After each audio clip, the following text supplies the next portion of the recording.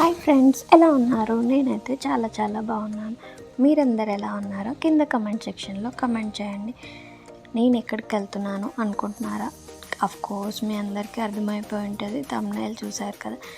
Yes, నేను చార్మినార్ దగ్గరికి వెళ్తున్నాను.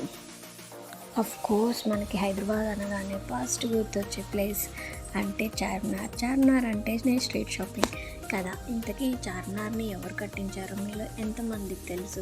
తెలిసిన వాళ్ళు కింద కమెంట్ సెక్షన్లో కమెంట్ చేయండి. చార్మినార్ను సుల్తాన్ మహమ్మద్ కులీ కుతుబ్ షా 1591లో నిర్మించారు. చతురస్రాకార నిర్మాణంలో 4 స్తంభాలు మరియు క్లిష్టమైన శిల్పాలతో అతని భార్య బాగుమతి గౌరవార్థం నిర్మించబడింది అని చెప్తారు. అయితే చార్మినార్ నిర్మాణం వెనుక అసలు కారణం మాత్రం ఇంతవరకు తెలియలేదు. ప్రజాదరణ పొందిన నమ్మకం ప్రకారం ఇంకొక స్టోరీ కూడా ఉంది. అది ఏంటి అంటే, ఆ కాలంలో ప్లేగు వ్యాధి చాలా విపరీతంగా ఉండేది. అప్పుడు సుల్తాన్ అల్లాకి మొక్కుకున్నారంట.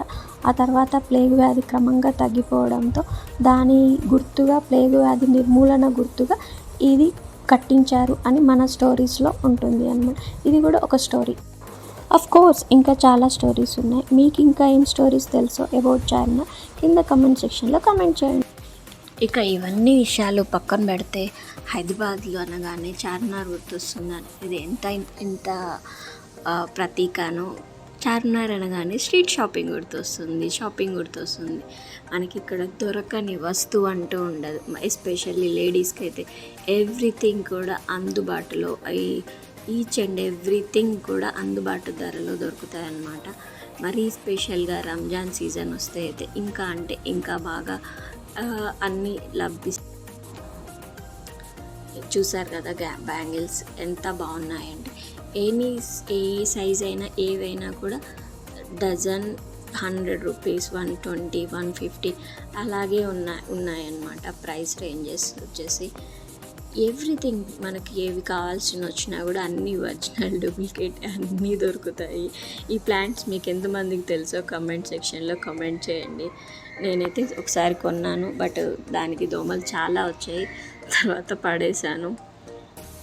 ఆర్టిఫిషియల్ ఫ్లవర్స్ ఎవ్రీథింగ్ అనమాట. మీకు ఒకటి ఉంది ఒకటి లేదు అనేది లేకుండా, సెంట్లు అయితే ఎన్ని రకాలు, ఎన్ని బాటిల్స్ ఉన్నాయంటే అన్నీ ఉన్నాయి. ఇవి అయితే నల్ల పూసల గొలుసులు అంటారు కదా, అవి అనమాట. Black beads everything. మనకి చెప్పులు చూసారా ఎంత పెద్దగా ఉన్నాయో, హీల్స్కి వెడ్జెస్ అన్నీ కూడా మనకి దొరుకుతాయి అన్నమాట. జ్యువెలరీ అనుకోండి, ఏవైనా కూడా మనకి అన్నీ దొరుకుతాయి అక్కడ.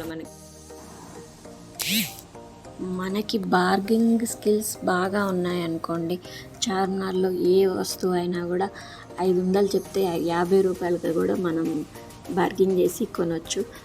కోర్స్ ఇప్పుడు చాలామంది ఫిక్స్డ్ రేట్ అని బోర్డులు పెట్టేసినారు.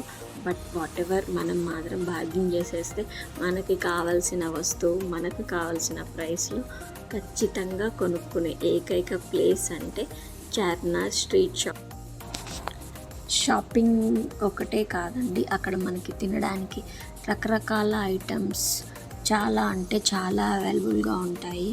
నేను చార్మినార్కి వెళ్ళిన ప్రతిసారి కూడా వెరైటీ ఫుడ్ అయితే టేస్ట్ చేస్తూ ఉంటాను.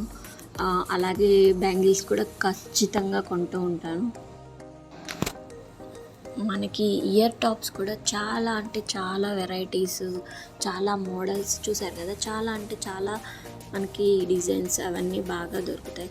ఇంకొకటి చెప్పడం మర్చిపోయినాను, చార్మినార్లో మసీదు ఉంటుంది, యాజ్ వెల్ యాజ్ అమ్మవారి టెంపుల్ ఉంటుంది కదా, చాలా ఫేమస్ కదా. సో నేను అది కూడా భాగ్యలక్ష్మి అమ్మవారి టెంపుల్ కూడా నేను దర్శనం చేసుకున్నాను. నిజంగా చాలా బ్యూటిఫుల్.